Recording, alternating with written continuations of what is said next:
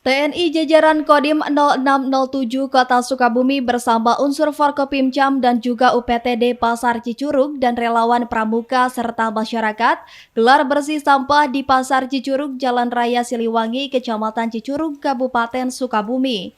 Sejumlah personil TNI jajaran Kodim 0607 Kota Sukabumi, pengelola, petugas pasar dan juga unsur Forkopimda Cicurug dibantu relawan Pramuka serta masyarakat tengah memungut dan mengangkut. Sampah yang telah terkumpul akan dibawa menggunakan kendaraan pengangkut sampah menuju tempat pembuangan akhir. Kepala UPTD Pasar Cicurug Adit mengatakan, adanya kegiatan bersih sampah dipimpin langsung oleh Dandim 0607 Kota Sukabumi, Letkol Infanteri Yudi Haryanto, merupakan program TNI Peduli Kebersihan Pasar Cicurug, menjadi percontohan bagi pedagang dan masyarakat sadar kebersihan.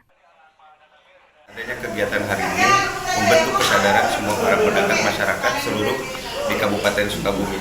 Salah satunya yaitu mungkin hari ini kegiatan tersebut berada di Pasar Cicurug. Selain kegiatan bersihkan sampah, juga dilaksanakan pemeriksaan gula darah gratis oleh Puskesmas Cicurug bagi pedagang maupun masyarakat pengunjung pasar. Dari Kecamatan Cicurug, Kabupaten Sukabumi, Iqbal Bakar melaporkan.